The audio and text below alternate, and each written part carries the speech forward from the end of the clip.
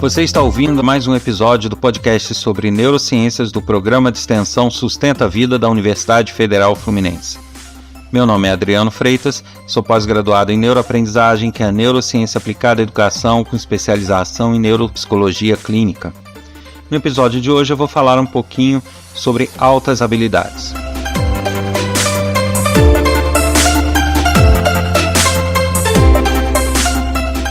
Você já ouviu falar de crianças com altas habilidades? Ou até mesmo jovens e adultos? Eu trouxe uma convidada no episódio de hoje e que vai se repetir, eu penso aí que por 2, 3 episódios, onde a gente vai bater um papo sobre altas habilidades, sobre inclusão dessas crianças e desses jovens nas escolas, nas instituições. E a gente volta já para bater um papo com essa pessoa que eu vou apresentar. E a gente segue nos próximos episódios também conversando sobre esse assunto.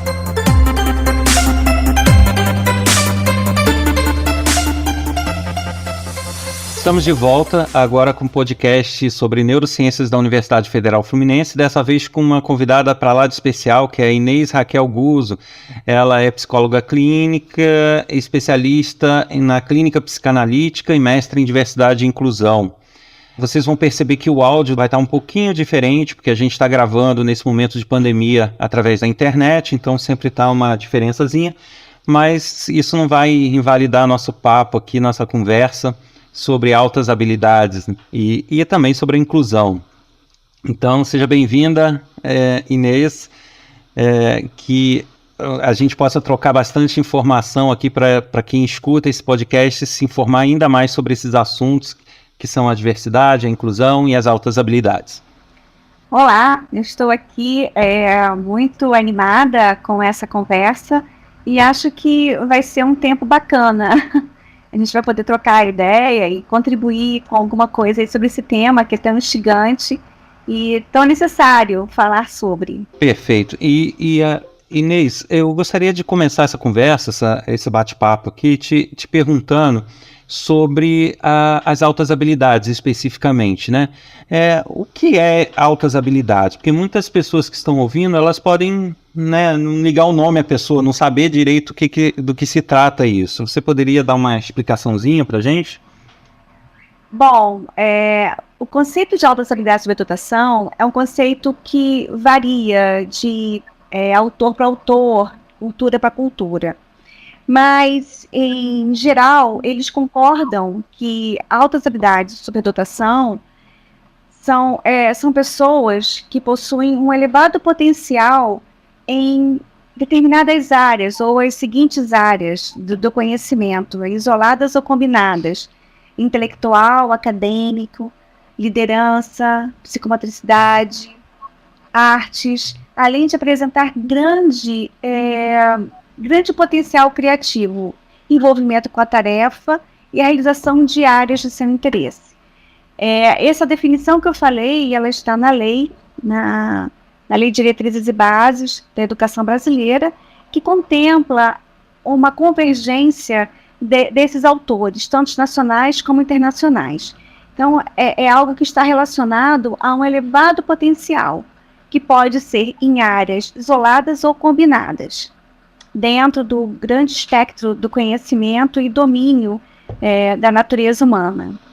Então, a gente pode dizer assim que são aquelas pessoas que na escola ou até no dia a dia os outros chamam de pequeno gênio ou gênio. Seria mais ou menos isso?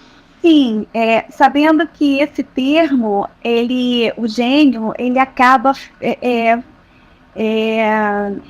criando uma ideia de que a pessoa é completa, né? Tem uma completude, ela é boa em tudo, é safra em tudo, e não é bem assim. Todos nós temos, né, talentos e dificuldades. É assim também a pessoa com altas habilidades. Pode ser muito talentosa em uma área, mas ter muita dificuldade em outra área. Então, o gênio, ela traz, assim, é uma palavra que tem algo meio pesado, porque parece que coloca a pessoa toda nessa esfera, né, genial, completa. É como se fosse assim, num pedestal, né? A pessoa é o máximo. Isso, é perfeito. né? Ele é sobre-humano e não é sobre-humano. Então é importante a gente diferir um pouco esses conceitos, já que você traz isso, se você me permite, né? A gente falar um pouquinho do que se trata, né? O termo gênio, precoce, prodígio, até para ter uma visão mais clara e com menos estigma em relação a essas pessoas. Maravilha. E assim, essas pessoas que possuem altas habilidades, né? Então, como você falou, elas podem ser muito boas numa coisa e ser muito ruins na outra, né? E isso é frequente ou não? É mais comum ter uma pessoa que, na média, é muito boa em tudo? Pelo contrário, é bem raro.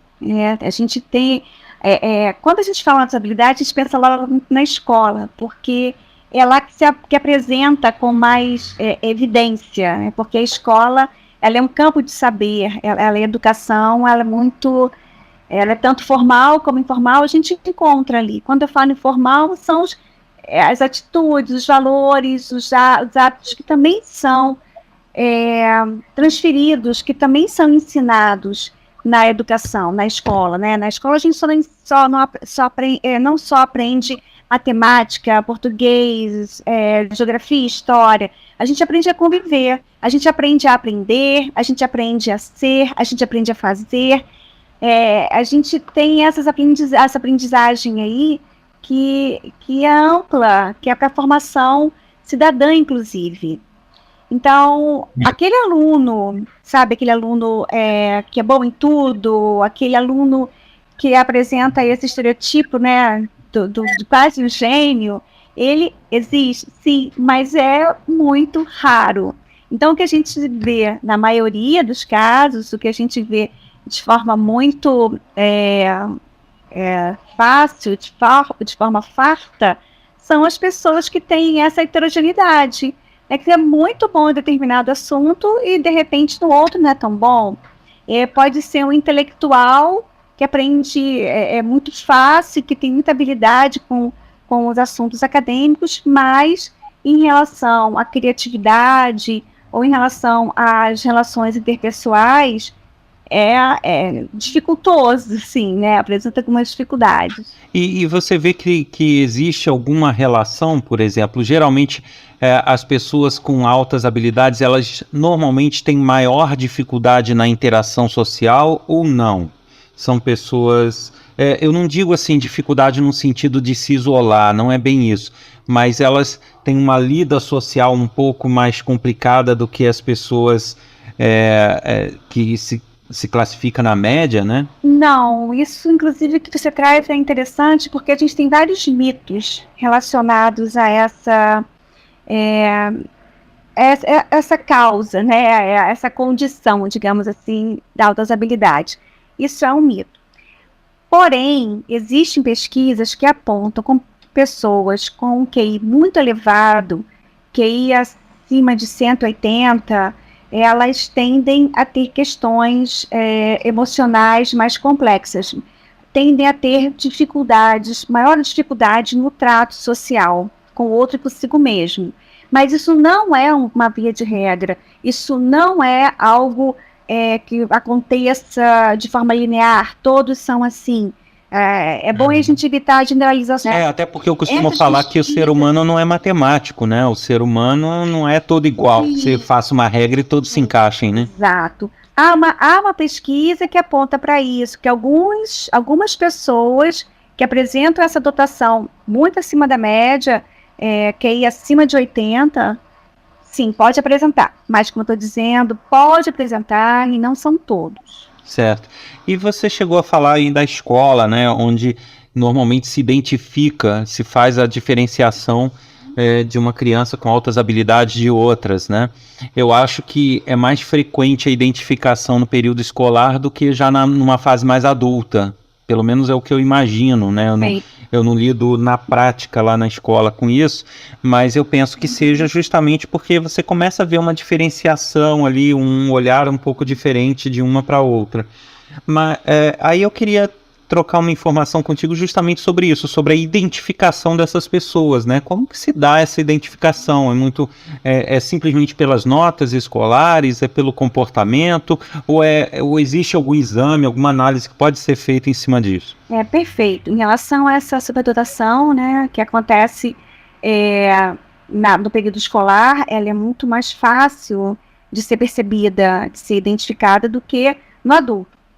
Possivelmente muitas pessoas passaram pela escola e não foram identificadas e se tornam adultos, podem se tornar proeminentes, né, profissionais, ou pessoas amarguradas no sentido de não ter sido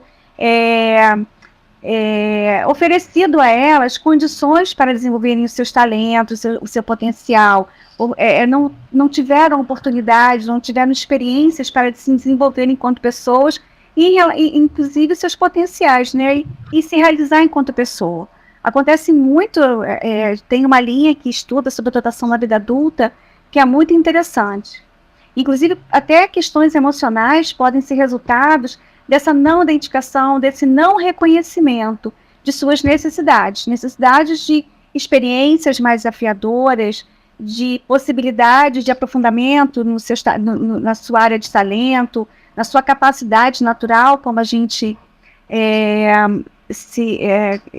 quando eu falo em capacidade natural, eu logo acabo me linkando com o autor, que é François Gagné, que ele diferencia capacidade natural e talento. Então, a capacidade natural é aquele que o indivíduo já traz, e é muito facilmente vista nas crianças pequenas, onde a educação teve pouco efeito, né?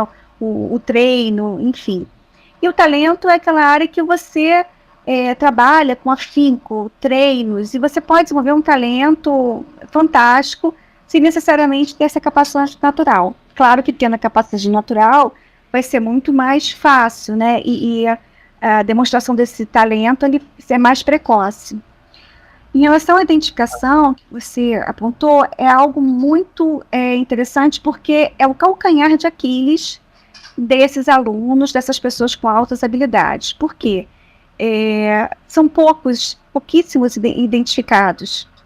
Se a gente vê o censo escolar, que é a base de dados de toda a educação brasileira, a gente vai lá na educação especial e vai ver que os estudantes, os alunos com deficiência intelectual, com os transtornos, com estatística muito maior em relação a outras habilidades.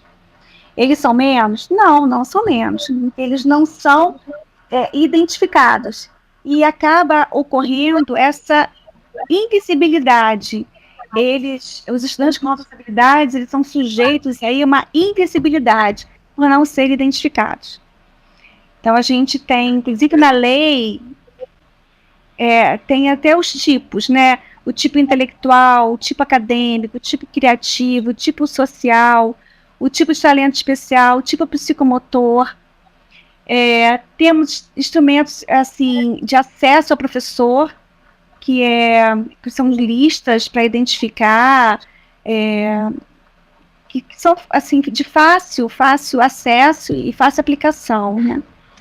Enfim, o que a gente precisa também a palavra não é capacitar, mas é divulgar mais para os professores as características dessas crianças.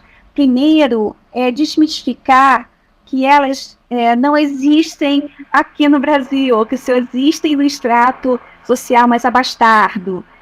Não, essas crianças estão em todos os lugares, na escola pública, na escola particular, estão na educação básica, na universidade. Cabe ao professor ter essa sensibilidade de perceber esse aluno. O professor, ele sabe o aluno que aprende mais rápido, mais interessado, daquele que não tem o mesmo ritmo de aprendizado, né? O professor percebe o aluno. Então, essa identificação, o primeiro passo é essa sensibilidade do professor em perceber esse aluno, que ele apresenta algo que diferencia dos outros em relação à facilidade de aquisição dos conteúdos, a curiosidade, a necessidade de aprofundamento, de perguntar mais, aquele que pergunta mais. Esses são os mais clássicos, né? Tem uns também que são mais, assim, arredios, A gente também tem aquele aluno que não presta atenção, uma bagunceira, às vezes dá aquele trabalhão, mas responde todas as perguntas que o professor pergunta, aquele que participa, aquele que não estuda, mas tira nota boa, aquele que tem umas curiosidades, assim, que o colega fala, olha, fulano quis saber disso, ou fulano falou da quarta dimensão, do nada, né? Então, o professor tem que estar atento a isso. Mas essa identificação, ela pode começar no professor, mas não é o professor que determina, não é isso? Não é ele que fecha esse diagnóstico, vamos dizer assim, né? Então, isso aí é uma coisa, é algo que eu vejo, né? Uma opinião minha. Altas habilidades não é uma patologia clínica. O psicólogo, ele tem os instrumentos de testes de inteligência que muito auxiliam esse professor. Mas esse diagnóstico, digamos assim, essa identificação, ela tem que ser sempre conjugada. O psicólogo, o psicopedagogo, ele apoia esse professor ele sinaliza. E aí o psicólogo faz os testes e ratifica, olha, ele tem um QI, né, acima de 130 ou 130, um QI acima da média, ok. Mas tem muitas crianças, muitos alunos e jovens que não apresentam esse QI elevado, essa régua aí, né, daqueles que têm uma inteligência superior, daqueles que têm uma inteligência média ou abaixo. Mas esse aluno apresenta um comportamento superdotado. Não necessariamente um teste de QI vai ter alto, mas ele tem esse comportamento. Quando eu falo em comportamento, eu estou dialogando com um autor chamado Joseph Renzulli, um psicólogo norte-americano, que identifica nesse âmbito o conceito de superdotação altas habilidades como um comportamento superdotado que se origina da conversão da criatividade, do envolvimento com a tarefa e da habilidade acima da média. Essa habilidade acima da média pode ser diagnosticada pelos testes de QI ou pelos testes da escola, as provas escolares, ou por uma capacidade psicomotora, um excelente jogador de futebol, ou uma excelente poetisa, ou poeta, fotografia, pintura, desenho. Então, e aí, como que ele vai demonstrar essa habilidade? Aí a gente tem a criatividade e temos o envolvimento com a tarefa. Aí sim resulta no comportamento de alta habilidade. Então, com base no que você está me dizendo, né, desse comportamento de altas habilidades, a gente pode dizer que pode acontecer de se ter casos, eu diria que subnotificados, vamos dizer assim, porque a pessoa talvez num teste de QI não consegue aquela nota que seria justificativa de uma pessoa com altas habilidades, mas ela pode ter uma habilidade que não foi possível de ser medida naquele teste. É meio por aí? Perfeito, Adriana, é por aí mesmo. Uma criança, um jovem pode ser talentosíssimo, por exemplo, na área tecnológica, mas não necessariamente ter um QI acima da média, né? Então, quando o Renzulli ele traz esse conceito de comportamento superdotado, ele expande essa possibilidade de pessoas que poderão ser atendidas por programas especiais, poderão entrar em programas de enriquecimento, e também traz esse conceito de inteligência de forma muito mais plástica do que um conceito único, monolítico. Inteligente é aquele que tem o QI X, ou ele pode ter esse QI X, né, acima da média, mas ele pode não conseguir expressar, não conseguir ter nenhuma eficácia, digamos assim. Tem um outro autor. Não, até porque só fazendo parênteses aí, eu vou me metendo de vez em quando, que até porque nesses testes pontuais você tem variáveis que muitas vezes não são inclusas no teste, né? Por exemplo, qual o estado de espírito, qual a situação dele quando encara um teste desse, né? Ele está no momento bom da vida dele, está com alguma aflição em casa, algum problema familiar. Então você pode ter outras variáveis que também interfiram no resultado desse teste, né? E que esse teste repetido pode apresentar um resultado que varia, ou não? Estou errado nesse assunto. Sim, ele num momento de estresse, de uma perda importante, é claro que a gente tende a não ter um desempenho tão eficaz como poderíamos ter diante de um estresse. Então, se você realmente pega a pessoa nesse momento, ela não vai ter um bom desempenho, ou ela não vai apresentar o desempenho que ela realmente pode apresentar, o potencial que ela pode apresentar, por questões emocionais. Então, assim, pensar que a inteligência não é algo estático, monolítico, já traz para essa diversidade humana, né? Claro que eu não estou dizendo que a gente não use os testes, mas é evidente que sim. Como a gente falou numa identificação mais necessária, mais pontual, é evidente que o psicólogo ele tem os instrumentos que vai auxiliar esse professor, essa família. Mas apenas isso, né? Vamos lá, vamos avaliar. Ok, você tem o QI X, te coloca aí no grupo de altas habilidades. Tá, mas e daí? Isso não é um diploma, isso não é um certificado, né? A gente precisa entender que precisamos fazer algo além disso. Claro que os diagnósticos ajudam na direção aí do tratamento ou de tomada de decisão, mas só isso por isso que vai agregar a vida da pessoa, né? Correto. Foi previsto inicialmente um episódio do podcast, mas o papo está tão gostoso que a gente vai fazer aí 2, 3 com a sua permissão.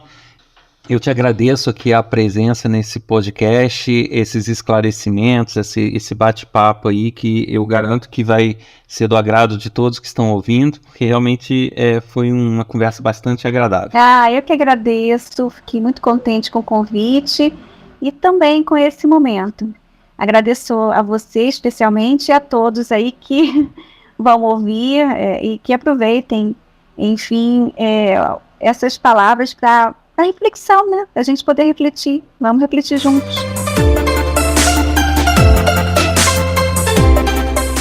Você ouviu mais um episódio do podcast sobre neurociências do programa de extensão Sustenta a Vida da Universidade Federal Fluminense. Meu nome é Adriano Freitas, sou pós-graduado em neuroaprendizagem, que é neurociência aplicada à educação, especialista em neuropsicologia clínica. No episódio de hoje a gente começou a falar um pouquinho sobre altas habilidades e a gente segue falando no próximo episódio. Se você quiser escrever com algum comentário, alguma dica, informação, dúvida para um de nossos especialistas, envie um e-mail para podcast@sustenta-vida.com, colocando no assunto o nome do especialista ou do podcast desejado.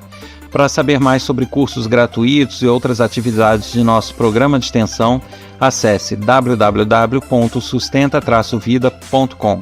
Um abraço e até no próximo episódio.